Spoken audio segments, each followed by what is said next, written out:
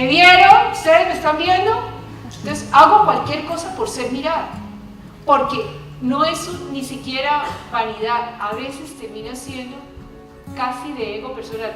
¿Se acuerdan de los niñitos estos creo que fueron los niñitos que mataron en el Caquetá, que uno de los pistoleros decía, porque yo quería salir en la televisión? Miren, una cosa tan elemental, uno dice, ese tipo está loco, ¿cómo así que? Miren la necesidad, y claro, los medios de comunicación se están convirtiendo en una necesidad por aparecer.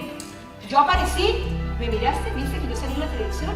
¿Viste que yo salí en el periódico? ¿Me oíste hablar por radio? Entonces, eso se vuelve vital. Eso no es un accidente. Y muchas veces, tengo que decirlo con la mano en el corazón también, a veces los periodistas, los comunicadores hacen cualquier cosa por tener imagen. Cualquier cosa. Pero la imagen es vital. Eso no es una pendejada de que por qué salen o por qué no salen. Se le vuelve a uno vital, importantísimo. Cuando yo veo a una persona, o las reinas, o la gente que luce, la gente que necesita aplauso, todo esto, los niños a través de la vida y las niñas, cuando necesitan tanto reconocimiento, esta necesidad de reconocimiento me habla necesariamente de una falta de identidad y de autonomía. Cuando está ahora, nadie está pidiendo que no sea rico, ay, qué rico el aplauso, qué rico el reconocimiento, pero si yo lo necesito de tal manera, tengo un problema de identidad. Claro, y aquí mismo, como tengo un problema de identidad y como yo no sé quién soy y como necesito que ustedes me aprueben, también necesito que ustedes me sirvan de espejo. Si alguna vez han entrado a esos salones donde hay una serie de espejos que uno levanta la mano, entonces todos los espejos levantaron la mano, muchas veces uno necesita el espejo de afuera para que le dé la identidad. De allí a que el tema de la homosexualidad sea tan peligroso. Porque el tema de la homosexualidad confunde. Usted es distinta de mí. Entonces, ¿qué sucede? Pero es que yo necesitaba urgentemente que usted me reconociera que yo era muy mujer. Y si ella resulta por alguna dificultad, yo me confundo. Y aquí les cuento la anécdota de, no me acuerdo cómo se llama, es un psiquiatra italiano, no tengo el recuerdo claro de su nombre. Este psiquiatra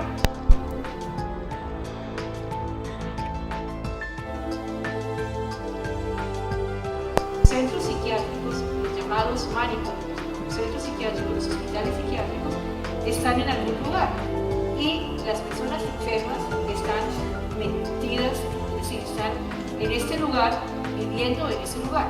Y entonces yo tengo muy claro que los enfermos mentales están de aquí para allá, en ese sitio, y acá en este lado estamos los sanos. Entonces queda claro, ¿no? De aquí para allá están los enfermos recluidos en el hospital psiquiátrico, y de aquí para acá estamos los sanos.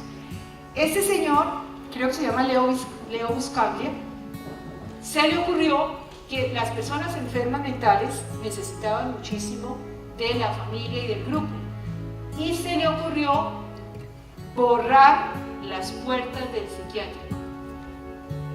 Entonces, los enfermos mentales se empezaron a confundir con la gente, salieron. Y entonces, si el enfermo mental de pronto se hacía así, y yo hacía así, ay, no, ¿cómo así? No, ¿cómo así? Yo estoy haciendo lo mismo que ese señor, no, porque era tan angustiante para la gente que el espejo llamado enfermo mental, y yo me estoy mirando y estoy haciendo lo mismo que el llamado enfermo mental, me sirve de espejo y me pierdo. ¿Me están siguiendo? Entonces, de allí la importancia, cuando las cosas nos tallan tanto, cuando hay una actitud, una persona, una circunstancia que me talla tanto, lo primero que tengo que hacer es revisarme yo. ¿Qué es lo que pasa conmigo? Que me siento tan mal ante esta persona. Porque lo que está haciendo es tocar cosas mías. Y si, como hizo Buscaglia, en ese sitio de Italia, cuando los enfermos mentales salieron a confundirse con la gente, ya no sabíamos cuáles eran los buenos, cuáles eran los locos y cuáles eran los sanos, sino que todos nos confundimos. Y a veces son tan importantes las barreras, cuáles son los buenos y cuáles son los malos.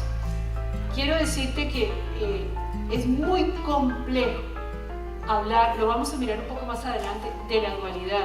Usted es bueno, usted es malo. Y si usted es de esa clase, yo no soy como usted, yo soy distinto. A mí me impacta mucho, en una de las vallas que vi en esa política, alguien escribió, es que los honestos son los más, totalmente respetable. Entonces, para esta persona hay honestos y deshonestos. Y ya hay allí una discriminación. Y tiene que gobernar para los honestos y para los deshonestos. Y cuando yo empiezo a marcar buenos y malos, ustedes son, yo no soy como ustedes. Ustedes son de los malos, yo soy distinto a ustedes. Eso ya es, hay diferentes. Y marquemos muy bien la diferencia. ¿Cuáles son los honestos y cuáles son? Yo no soy.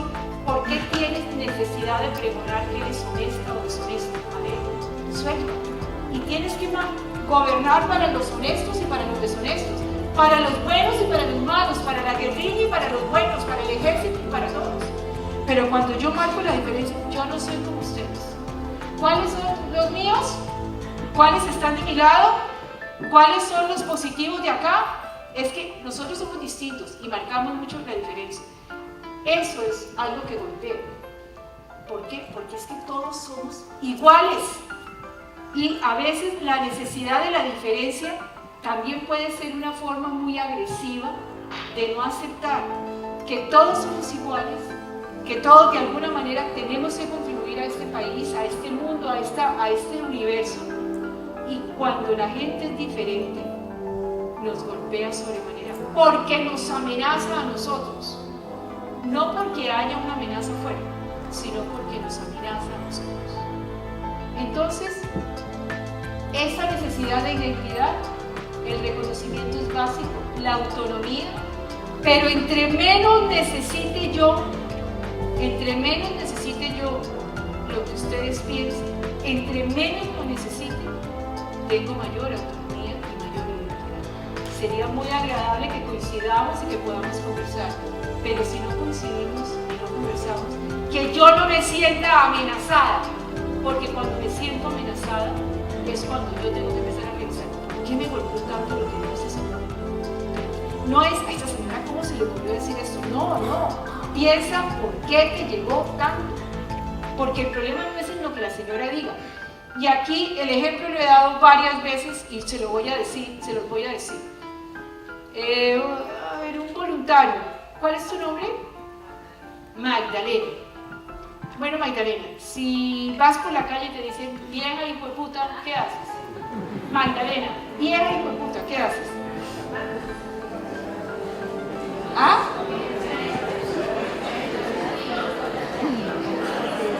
¿Cómo? A ver, si ¿quién contesta algo? A ver, dime. Le dice su madre.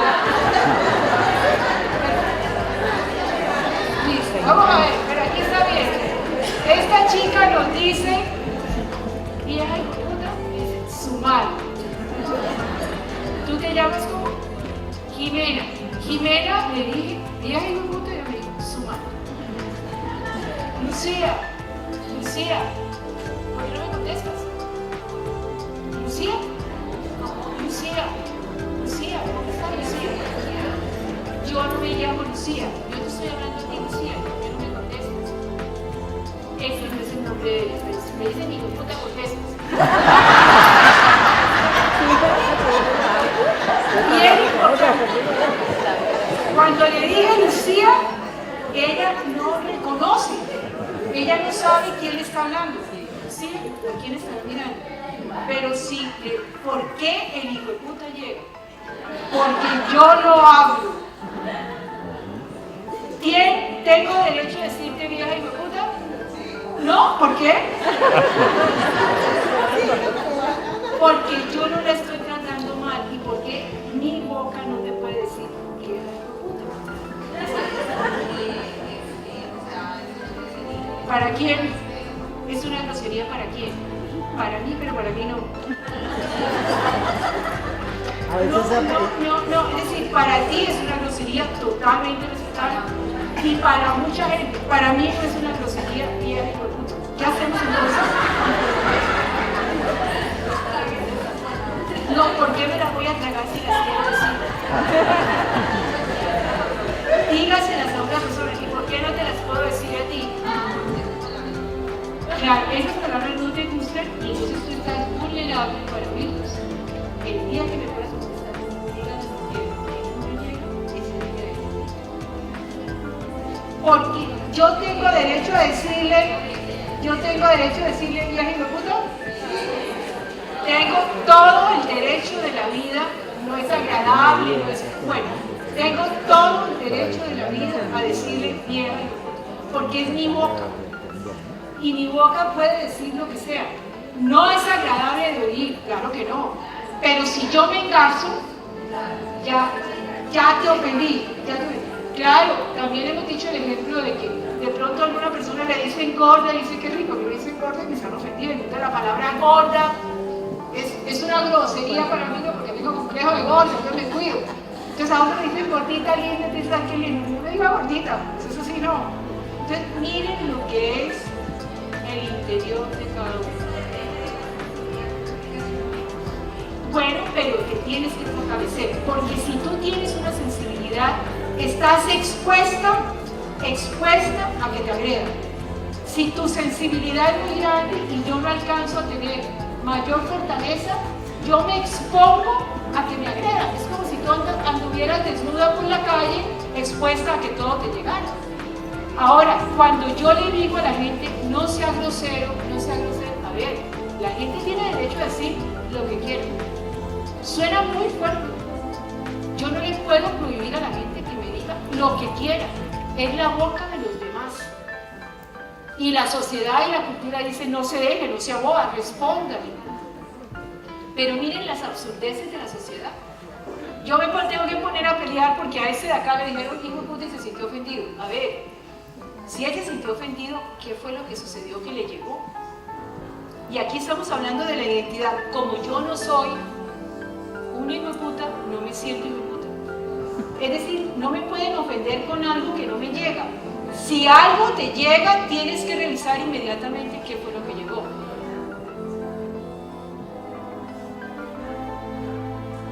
¿Duro?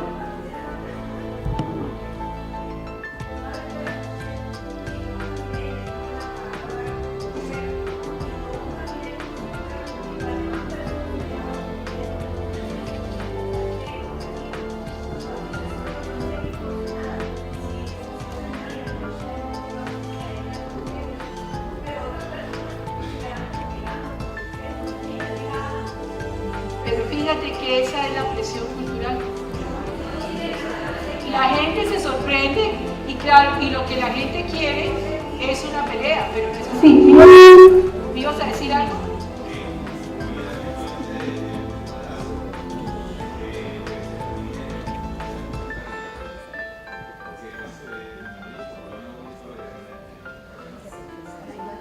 Duro.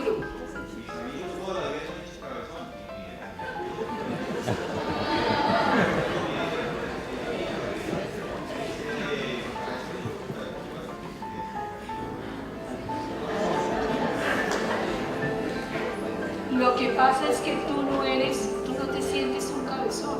Tú no eres un cabezón. Tú lo puedes escuchar como un elemento que aparentemente te da identidad, pero no te ofende. Es que cuando yo construyo una identidad,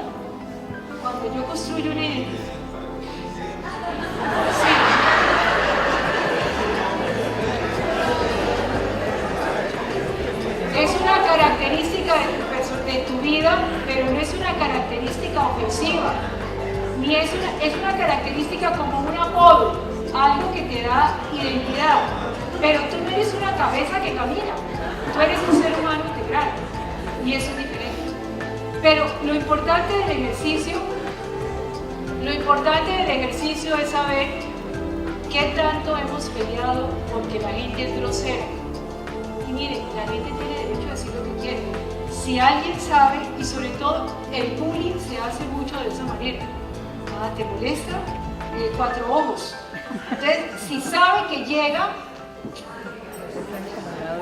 ya, porque tu identidad en la inseguridad te sientes cuatro ojos. Pero si yo me tienes sin cuidado, ¿cómo hago para ofenderte con una palabra que no te llega? No hay nada que hacer. Entonces, es bien importante esta parte de la identidad. ¿Qué recibo de la afuera? ¿Iguales o diferentes? Cuando yo quiero un mundo de iguales, posiblemente mi inseguridad es muy grande. Y yo necesito que todos ustedes me devuelvan mi identidad. ¿Verdad que los heterosexuales somos los lógicos y los homosexuales no? Entonces, si todos aplauden, ay, qué rico, yo estoy con ustedes. Esos somos los heterosexuales. Y el que se sienta homosexual o que sea homosexual, dice que yo estoy aquí fuera de foco. Entonces, la necesidad de la igualdad, muchas personas la necesitan para tener identidad. Y por eso la diferencia es tan cuestión. Porque lo diferente me mueve el piso. Entonces, cuando hay alguien que dice, yo no creo en Dios, ¿cómo así? ¿Cómo así que no cree en Dios? Entonces, me angustio porque, ¿qué va a pasar? Si no cree en Dios y es una persona que sabe o algo, ¿qué me va a pasar? Posiblemente tú empieces a dudar si tú estás insegura, pero posiblemente también te fortalezcas. Yo respeto muchísimo, usted no cree en Dios, tiene todo el derecho a hacerlo. Uno se mata por ideas, por religiones, por creencias, cuando la diferencia es lo que hace crecer al mundo y lo que hace que seamos cada vez más personas que puedan confrontar. En un mundo de iguales, la gente muchas veces sueña con un mundo de iguales. ¡Qué jartera! Dime.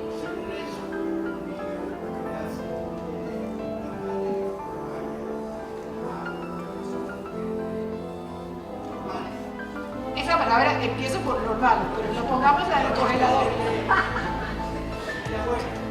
De vida, bueno, la pongo en el congelador.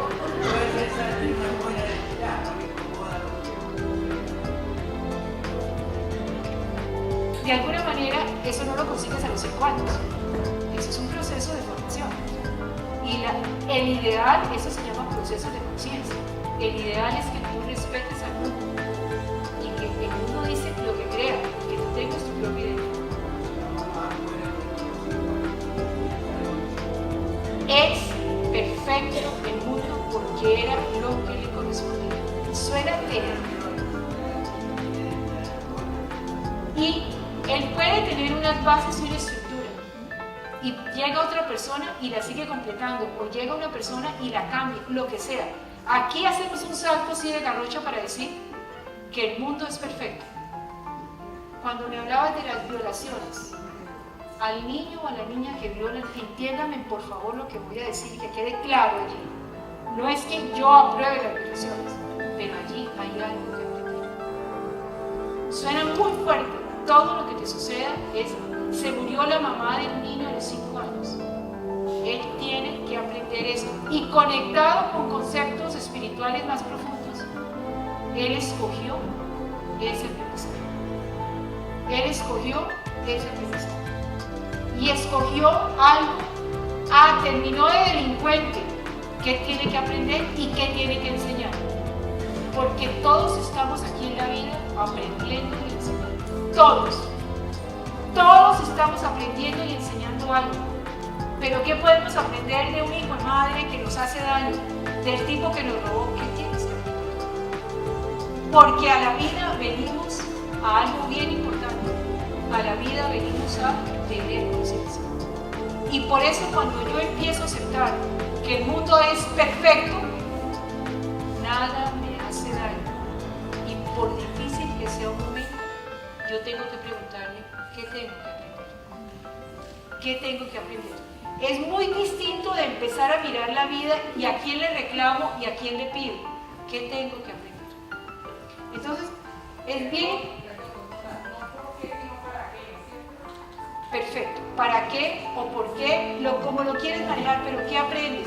Fíjense, también les he dado el ejemplo miles de veces, cuando tengan niños muy pequeños, niños y niñas muy pequeñas que lleguen a la casa, es que tengo problemas, ay, otra vez con problemas, devuélvele la pregunta, ¿qué tienes que aprender? ¿Qué tienes que aprender? Y el niño entenderá que la palabra problema en su computador no es un problema. Si cada vez que te dicen que hay una dificultad, tenemos un problema, listo, ¿qué hay que aprender? ¿Qué podemos mejorar? ¿Qué podemos realizar? Ese solo hecho te hace mirar la vida no como, ¡ay! No, aquí, como dicen realmente cagada y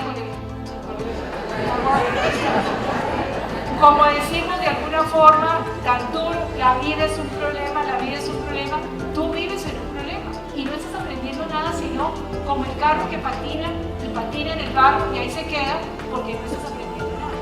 ¿Qué tienes que aprender? Por difícil que sea la situación, acuérdate que a la vida venimos a aprender y eso es bien importante. Aquí está, esto lo vimos, lo hemos visto también otras veces. Hay un hecho, acuérdense de la figura, aquí el hecho.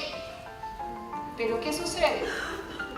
Hay una interpretación y aquí es donde se quiebra, aquí es donde se enredan las cosas, en la interpretación. Porque cada uno interpreta de una manera distinta. Allí, pero yo tengo que aceptar aquí la palabra diferencia, diferencia. Y alguien dijo, ¿quién tiene la razón? Son maneras distintas de decir las cosas. La interpretación es la que cambia completamente.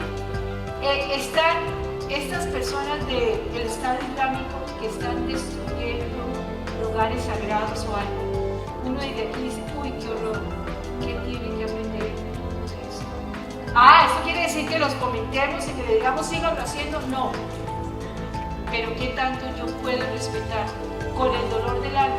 El mundo está perdiendo cosas, está perdiendo y está ganando. Les dije la vez pasada, creo que hablamos de la muerte del león Cecil.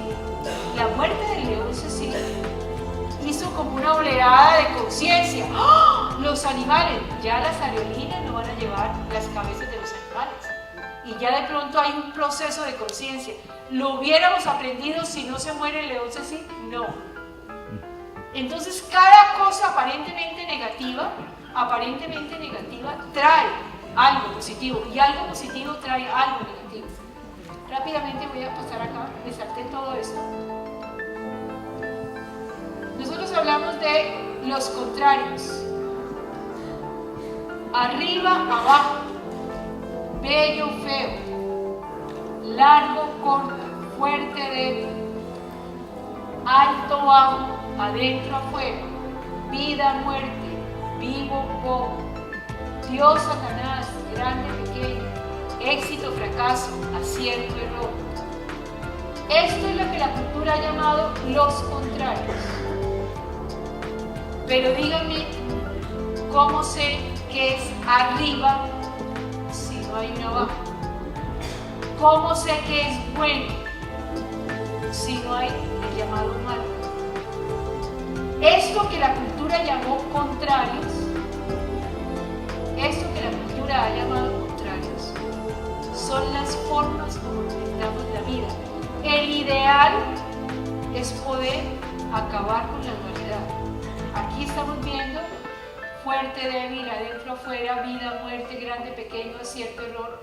Pero cuando yo puedo encontrar que esta es una construcción mental, pero no puede haber arriba sin un abajo, o sea que son el mismo fenómeno. Aquí hay una unidad completa, ¿la ven? Toda. Todo esto es una sola pantalla, pero a mí se me ocurre pintar esto y ya pongo aquí un lado y aquí el otro lado. Ya salieron dos, pero acuérdense que había uno. O sea que todo lo que construimos sale de la unidad. Y aquí pongo un nombre, lo que pasa es que no sé hacer la curva, pero aquí podría hablar de cóncavo y convexo, pero acuérdense que eran uno. ¿Sí? ¿Lo están viendo? Entonces, cóncavo y convexo salieron de dividir la unidad. La fragmenté y salen dos. Y todos los contrarios, aquí también hay luz. Y yo hago sombra y luz y divido lo que es la unidad y lo divido en dos. Todo lo que quieras, arriba, abajo, todo lo que quieras. Cuando la unidad se divide, entonces, buenos o malos, no existen seres humanos. Si yo voy por la vida con la necesidad de marcar buenos o malos, pues realmente realmente las cosas son muy diferentes. Entonces aquí estamos hablando de la interpretación, lo que hace cambiar totalmente la manera de mirar la vida. ¿Qué tanto yo respeto las diferencias? Aquí son vitales. Claro, esta interpretación produce un sentimiento que nos lleva a algo. Esto produce un culpable y esto produce la acción. Creo que les di el ejemplo. Quemaron las Torres Gemelas de Nueva York. Todos lo vimos. El hecho es mundial. ¿Cómo lo interpretamos?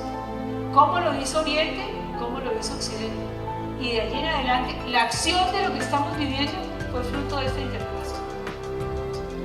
Y las interpretaciones, ¿tú lo viste cómo? ¿Lo vio? No, yo lo vi bueno, yo lo vi mal. En una cosa que nos puede llevar a miles de situaciones, lo que está haciendo Maduro, bueno o malo, está actuando. Para alguien, ¿cómo se debe reaccionar? Para otros, no, ni bueno ni malo. Podemos aceptar la diferencia. Podemos aceptar que hay criterios distintos. ¿Y qué tanto nos ayuda o no nos ayuda a mirar y aceptar la diferencia? ¿Quién tiene la verdad revelada? Ninguna persona. El criterio de cada quien es muy importante. Esta interpretación lleva a la acción. La tolerancia es un diálogo. La tolerancia es diálogo. Cuando yo converso con alguien, acuérdense muy bien, yo cómo digo las palabras. Cuando yo cuestiono o yo reclamo, yo estoy ofendiendo. Yo puedo decir ahora, está haciendo mucho calor en este recinto. Yo puedo decir, pero ¿por qué hace tanto calor? ¿De quién es la responsabilidad? Allí estoy diciendo lo mismo, que tengo calor, pero aquí le estoy reclamando a alguien. Yo puedo decir que está haciendo mucho calor. Acuérdate, y que tiene conexión con lo que hablamos la vez pasada, cómo manejas el lenguaje. Puedes decir lo que quieres. Cuando tú reclamas, posiblemente estás agrediendo. Tienes derecho a decir lo que quieres. ¿Por qué reclamas? Es que él no me quiere. Por favor, el absurdo más grande es reclamar por amor. El absurdo más grande. Entonces, ¿cómo hago yo al hablar? ¿Cómo reclamo? O simplemente informo. No me gusta tu camisa de rayas. ¿Pero por qué te pusiste esa camisa de rayas? Hay una diferencia de camisa. ¿Por qué te pusiste la camisa de rayas? Yo te estoy cuestionando. Yo puedo decirte, a mí no me gusta la camisa de rayas. Y volviendo con el famoso ejemplo de mi pobre marido, yo le puedo decir a él, no quiero y no acepto que tengas una amiga más. No quiero que tengas novia. Yo se lo debo decir, pero no lo debo imprecar. ¿Por qué la tienes? No me gusta. No sé hasta cuándo aguante. Posiblemente voy a tomar una decisión. Pero no le pido a él que se mueva a él para que yo me sienta bien. Entonces, en ese momento, yo soy la que tengo que tomar la decisión, porque a mí es la que me está tallando. A él me está tallando. Entonces, cuando tú reclamas, el diálogo es importantísimo, porque yo tengo derecho a decir las cosas, pero no a reclamar por ellas. Tienes derecho a decir todo lo que te molesta, pero no a reclamar por eso. Bueno, volvemos a hablar, ¿existe la maldad? No, no existe la maldad, no existe la maldad, existen momentos para aprender. Cuando yo hablaba de bueno y malo son conceptos y creencias. ¿Qué es bueno para mí? ¿Qué es malo para ti? Una separación es muy buena para mí y es muy mala para ti. Son maneras distintas de mirar la vida. Y de alguna forma yo tengo que pensar en mí mismo. A nosotros nos enseñaron siempre que el egoísmo, pensar en uno, era un pecado. Eso lo hemos repetido varias veces. Y hemos entendido que esto que para la religión católica era pecado, hoy los muchachos lo llaman autoestima. Y lo primero que hay que hacer es piensa en usted mismo si usted quiere salir adelante. Y está el famoso ejemplo de la cabina del avión. Cuando tú te montas en un avión y las azafatas explican que si hay una despriorización, la mascarilla cae, ¿y a quién se la tienes que poner primero? ¿A quién? A uno mismo. Así tengas un bebé recién nacido. Así tengas un bebé recién nacido. ¿Por qué? Porque yo no le puedo dar aire a alguien ahogándome yo. Eso es básico. En los aviones, todas las veces que quieras, los aviones hacen lecciones de autoestima. Piensa en ti, porque la mejor manera de ayudar a otros es que tú estés bien.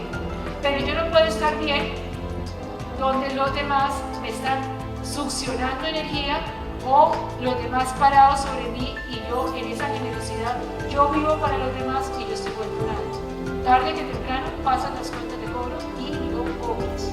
Cuando yo vivo para los demás, cuando manejamos esa idea de que yo vivo para los demás, acuérdate que estás guardando las facturas y tarde que temprano lo vas a cobrar. Y si son tus hijos, o tu marido, tu esposo, o tu esposa, no, es que yo vivo, yo estoy haciendo todo el sacrificio por ellos o por ellas, estás guardando facturas inconscientemente,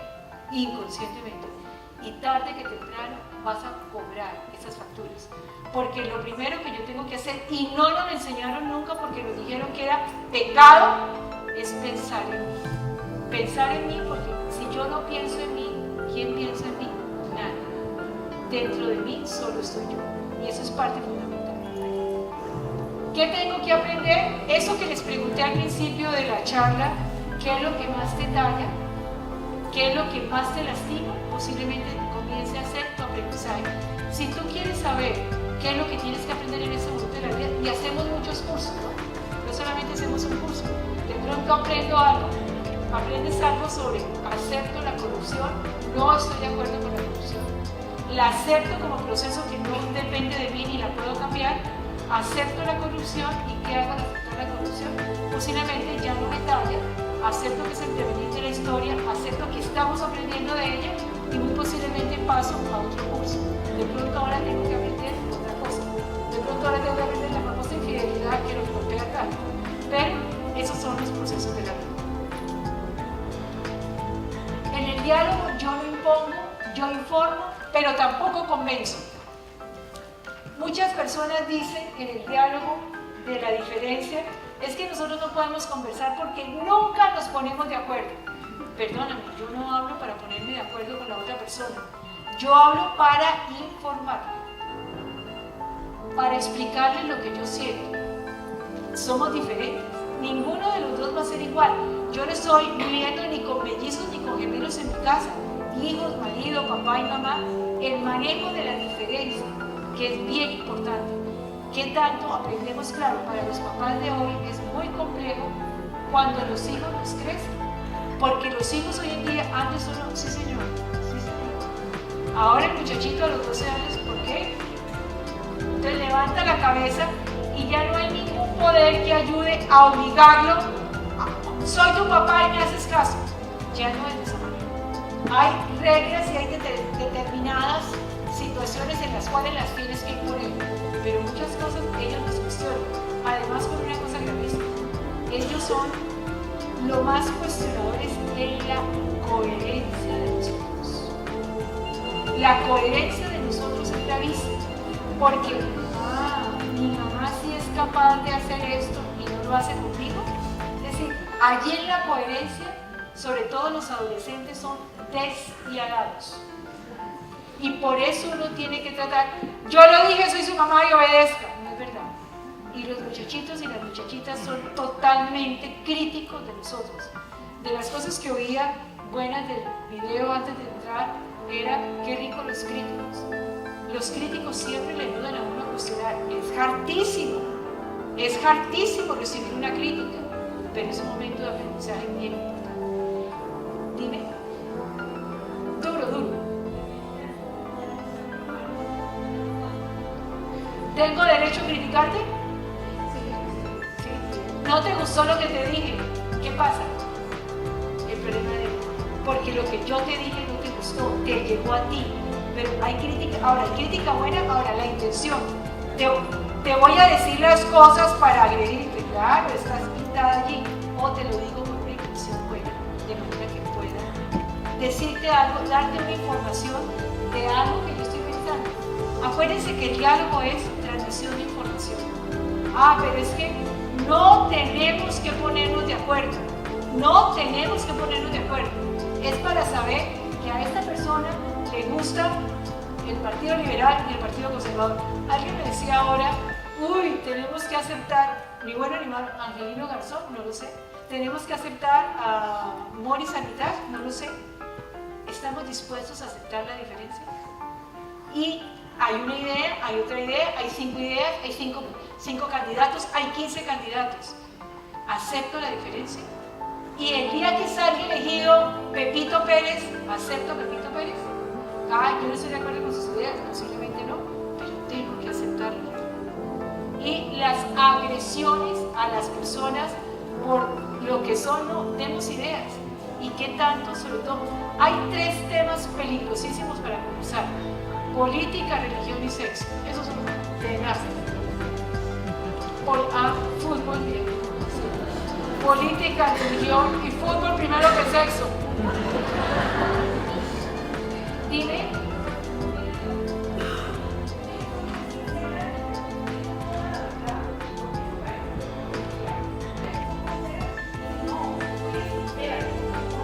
Hay una cosa bien clara, y en términos espirituales, la franqueza no es una política. En términos espirituales, la franqueza no es una política. Si yo puedo decirlo de una manera, es bien importante, pero la franqueza no es una política, ni la espontaneidad, porque eso que la cultura ha premiado en términos espirituales no es una cualidad. Ahora, hay momentos en que yo tengo que hablar. Hay que hablarlo y lo tengo que decir. ¿Cómo lo digo? Pero la franqueza no es una cualidad. La franqueza termina siendo una agresión. ¿Y por qué lo dices? Sigámosle la idea de la franqueza. Yo te estoy diciendo las cosas para que tú cambies, sabiendo que nadie cambia por lo que yo digo. Entonces, ¿para qué lo digo? Claro, yo no voy a conseguir nada. Si yo le quiero dar una información, le tengo que decir: no me gustan las camisas de rayas, pero estás inmundamente vestido. Ay, no, es que no soy muy franca. ¿Qué hago por decirle: estás inmundamente vestido? ¿Quiero que él vaya y se cambie de camisa? O yo le puedo decir: no me gusta tu camisa de rayas. A mí no me gustan las rayas. Y se lo puedo decir. Pero de allí a cuestionarlo, o a pedirle que haga un cambio, o a pedirle, o a agredirle: seguro que soy tan grande, estás inmundamente vestido. Allí yo quiero que él vaya y se cambie, yo quiero que él vaya y cambie la camisa. Yo tengo que aceptarlo a él con la camisa de rayas que a mí no me gusta. No es fácil. Créanme que eso se habla a veces de pronto, pero no es fácil vivirlo, porque es aceptar la diferencia y aceptar que así tengan la razón, la razón no se impone por ser verdad. Dime. Duro.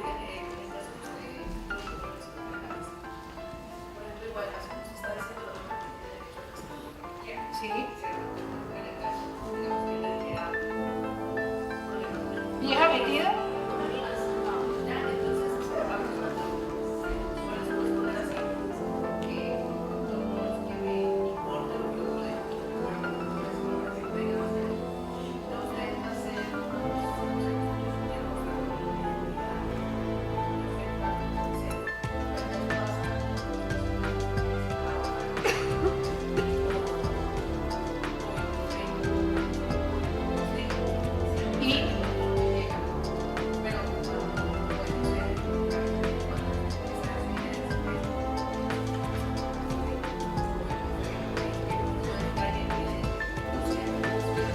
Yo puedo recibir la información, esa es una pregunta. Yo puedo recibir, me dijeron que yo había sido muy mal hablada hoy. No, de pronto yo puedo revisar. Yo puedo revisar porque aprendemos en el contacto de las relaciones. Pero si yo me siento ofendida o mal, de pronto todos nos equivocamos y estamos en este proceso de la vida de aprendizaje. Y yo puedo revisar. Es que tú eres un arrogante, a ti no te importa lo que sucede. Perfecto. Gracias, voy a mirar qué tanto de verdad puedo ser y qué tanto sintonizo. Porque no quiere decir que las cosas de las personas no las pueda oír. Cuando le dije: no me gusta tu camisa de rayas, le dice: y a usted no le importa. Perfecto, solamente quería decir para que tú conozcas un poco lo que yo pienso. Dame un segundo.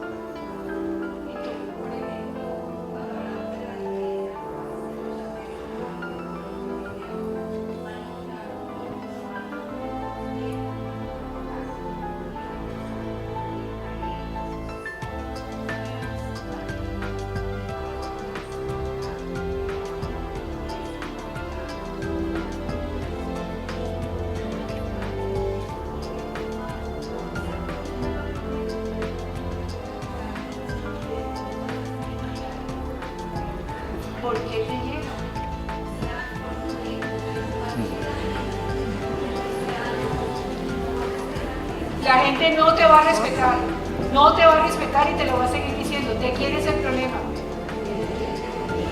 De alguna manera, si el problema de la gente te está diciendo tomes el vino, la gente quiere que tú tomes vino, el problema es de la otra. A mí no me llega y me tiene que ser indiferente. Muy bien. Sí. Es lo de la identidad, ¿no? Si uno no tiene identidad, claro, de allí la necesidad de construir una identidad, que es tan importante. ¿Sí me ibas a decir?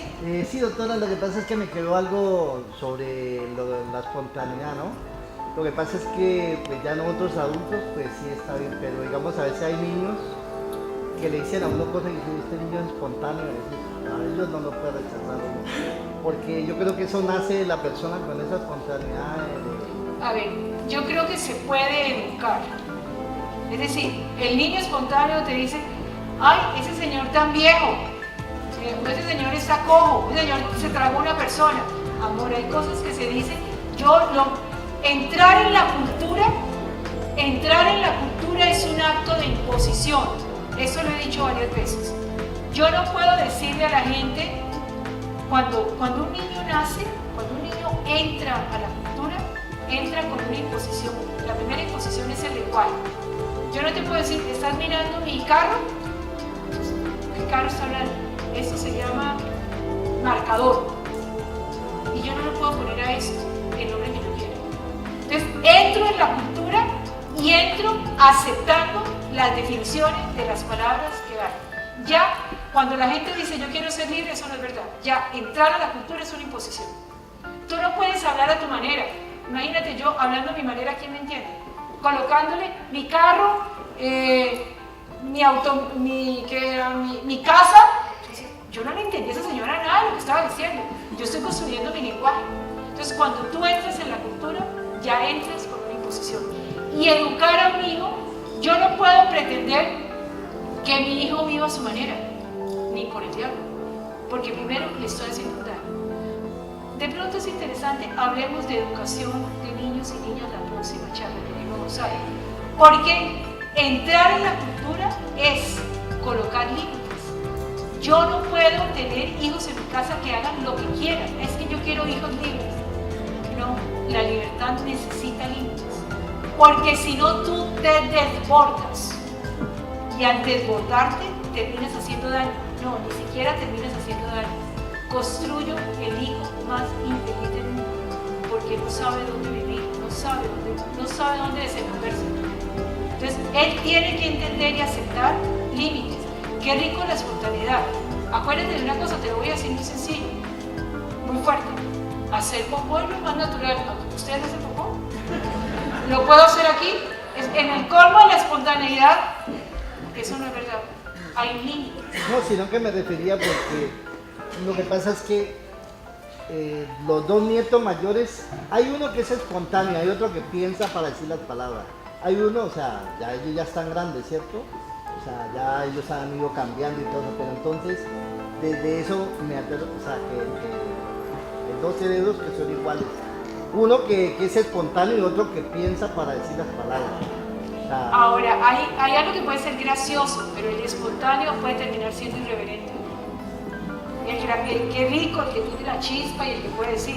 Pero también hay que tener límites. Tú no puedes ir diciendo todo lo que se te ocurre. Y hay que tener límites. Digo, todo no se puede decir. Y es manejar un mínimo de límite, que eso es una cosa bien importante. Bueno, entonces aquí no voy a entrar a convencer a las personas, sino que manejamos el diálogo, la diferencia, el manejo de la diferencia. ¿Han oído frases como esta? Mami, ¿por qué las cosas se tienen que hacer a tu manera? Entonces, ¿por qué ahora, dependiendo de la edad del niño o de la niña, hay cosas que yo tengo que aprender a respetar? Hoy me decía una muchachita de 15 años en el consultorio, mire, doctora, yo no puedo entender por qué yo me levanto, me quiero bañar y luego tender la cama. 15 años. Y la mamá quiere que se levanta, tiende la cama y luego se baña. Esta estupidez. ¿Y cómo no acepta la diferencia? La muchachita quiere levantarse, bañarse o cualquier cosa. Y la mamá dice, así no, tienes que hacer las cosas de esta manera. ¿Ustedes saben qué le había pasado a la humanidad si todos los hijos hacen lo que los padres quieren? Estamos haciendo oídos. Entonces, la niñita lo quiere hacer distinto. ¿Por qué tengo que imponerle mi manera de hacerlo? ¿Por qué? Allí es bien importante, mami, ¿por qué las cosas se tienen que hacer a tu manera? Revisa muy bien qué cosas impones y controlas. Hay momentos en que enloquecemos a los hijos. Es que en mi casa siempre todos comemos espaguetis con salsa de tomate. Yo quiero espaguetis con café. ¿Cómo así? Eso no se acostumbra. A ver, tú aceptas la diferencia. Es de las cosas más complejas. En el día a día, ¿qué tanto aceptas la diferencia? Ahora, hay límites. Un hijo o una hija no me puede agredir ni levantarme la mano. Y no es falta. Un marido y una esposa no se deben de pegar. Yo tengo que saber qué hago aquí. Me tengo que quitar. Ah, no, entonces es que yo soy tan condescendiente y el tipo me pega. A ver, eso es una huevonada. Pero, ¿cómo poder aceptar que hay diferencias? Todo el tiempo lo que quiero es que repitan y miren cómo somos diferentes. ¿Aceptamos religiones diferentes? ¿Aceptamos partidos de fútbol diferentes? ¿Por qué nos tenemos que matar por un partido de fútbol? ¿Por qué nos tenemos que matar por...? Claro, media humanidad se ha matado por religiones. Por religiones. A nombre de Dios te disparo porque no crees como en lo que yo creo. Y es realmente espeluznante. Frases repetidas, definitivamente mi marido no entiende cómo se tienen que hacer las cosas. ¿Para quién? Yo no le puedo imponer a él. Hay personas que son a veces tan estrictas que es que mi casa se tiene que barrer de aquí para allá, pero es que yo quiero barrer de aquí para allá. No, de allá para acá. ¿Qué tan estricta es? Claro, a veces las mujeres, y esa es una frase para las mujeres queremos que las cosas se hagan a la manera. Y entonces llega el hijo o la hija o el marido a ayudar. No, así no se hace. Ay, mi amiguita, hágale usted, ¿sí? ¿Quién le ayuda a ella? Así no se lavan los platos. Los platos hay que colocar. Mi amiguita, hágale usted, ¿sí? Es lo más lógico, es lo más elemental. Tú aceptas, sobre todo en el término de orden y de desorden, tú aceptas los cuartos de los hijos de una manera. No. Ahora, que altera el desorden y a ti te puede callar el desorden. Yo puedo cerrar la puerta del cuarto del muchachito, que sea un infierno, pero ¿qué tanto yo respeto su proceso de vida? Hay muchas cosas en que nos comprometemos. ¿Qué tal revisar correos, revisar celulares, revisar email? Miren, eso es una agresión. Cualquiera, creo que a no ser que sientas que está corriendo peligro, eso es una agresión. Yo no acepto que mi hermano trate así a mi mamá. Es desagradabilísimo. Yo le tengo que decir a mi hermano, no me gusta lo que estás haciendo con mi mamá, pero yo no acepto, perdóname, te vas a reventar, porque lo tienes que aceptar. No quiere decir que seas cómplice. Y yo le puedo decir, no me gusta lo que estás haciendo con mi mamá. Yo puedo ayudarle a mi mamá y de alguna manera instruirla para que tenga una manera de defenderse. Pero yo no acepto, te vas a reventar porque lo vas a tener que aceptar. ¿Te gusta o no te gusta? Se lo merece, que chupe de su cocinado. Esa es una manera de venganza. Si alguna se lo merece, a ver, cada quien está manejando cosas distintas.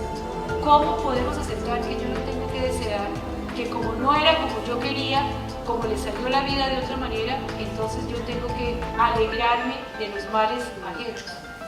Los guerrilleros merecen el peor de los castigos, totalmente respetable, para quien lo quiera creer. Para quien quiera creer, los guerrilleros son seres humanos y de pronto vivieron situaciones, no merecen premio ni medalla, pero ¿qué tanto yo puedo aceptar que ellos tuvieron formas de vida distintas? Hay algo bien importante y es que cuando en Cali secuestraron a la gente de la María, yo recuerdo que el alcalde de ese momento, Ricardo Cobo, habló y cogió el micrófono y les dijo a los guerrilleros, miren señores guerrilleros, suelten a esos niñitos, suelten a esas familias. Ustedes saben el dolor de las familias, cómo están sufriendo estas personas por el secuestro. ¿A quién le estaba hablando Ricardo Cobo? De familia. A muchachos o muchachitos que de pronto no tenían ni idea que es una familia. Entonces uno cree desde aquí que me van a entender. Es como si a mí los mahometanos me expulsaran. La vamos a expulsar de la religión. Yo no entiendo qué quiere decir eso. fíjense cómo la diferencia a veces nos agrede de tal manera. Bueno, habría mucho más. Piedad Córdoba es una bruja negra pátera que los tradicionales colombianos, para quién sí y para quién no. Ospina fue buen alcalde, Ospina no sirvió para nada. Opiniones y criterios. ¿Qué tanto yo puedo aprender a respetar? Bueno, hay muchas cosas para seguir, pero se nos acabó el tiempo. Ya son las... Vamos a un minutico solamente, muy cortico. De pronto, si podemos apagar la luz, un minutico nada más antes de irnos. Vamos a apagar un poco la luz y si tienes algo de música, muy cortico lo vamos a hacer.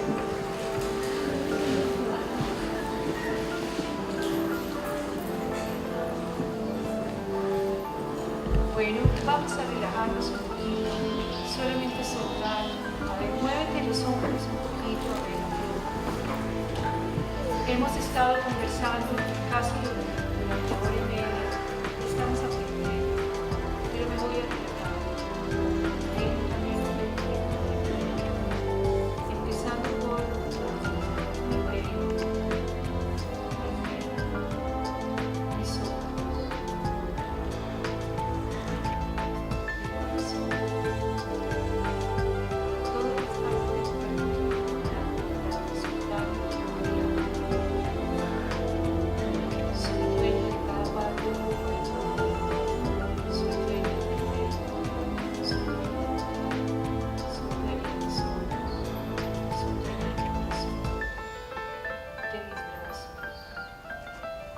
de mi cintura. Cada parte de mi cuerpo la nutro, hago conciencia de ella y continúo. Lo voy relajando lentamente. Mi cintura, mis caderas, mis pulmones, mis brazos, mis manos, mis dedos, los que acaricio, los que amarro. Mi cintura, mis caderas, mis órganos genitales, mis piernas, los muslos, las rodillas, mi pantorrilla, los pies, los dedos de los pies. Es mi cuerpo, es el empaque que me hace continuar, es el empaque que me permite desarrollar.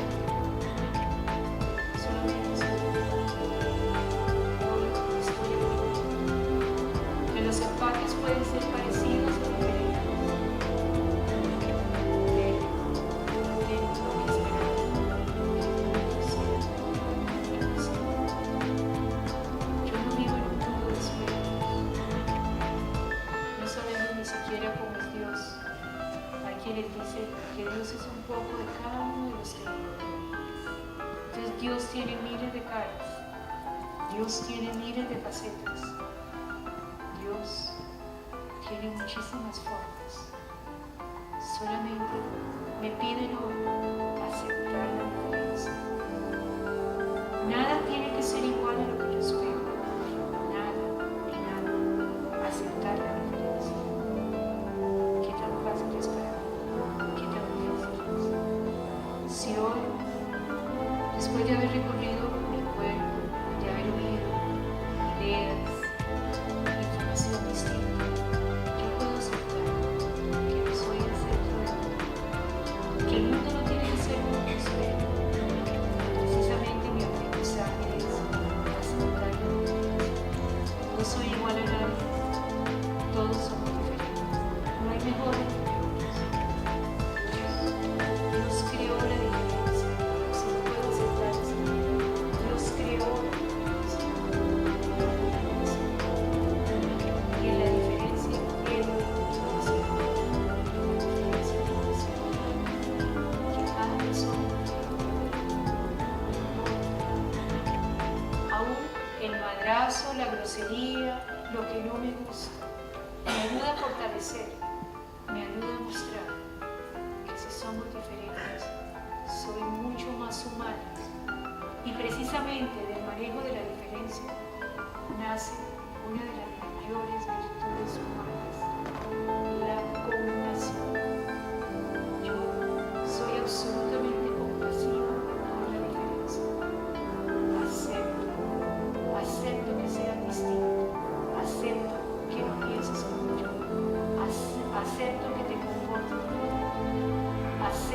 estoy de acuerdo. Acepto lo que no me es. Acepto. Porque la compasión me lleva. Que no tengo que tener la razón y la tienes que tener tú. Que somos seres diferentes. Pero eso nos hace más humanos. Y eso permite que podamos seguir un movimiento de la naturaleza. Hoy aprendo la diferencia me hace más humano. Y repitiendo la frase de Voltaire, yo comparto lo que tú dices, pero mi respuesta la tengo derecho a ser, a decir. Si mi corazón se va a la aceptación de la diferencia, con un corazón mucho más compasivo, créanme, vamos a tener mejor calidad de vida.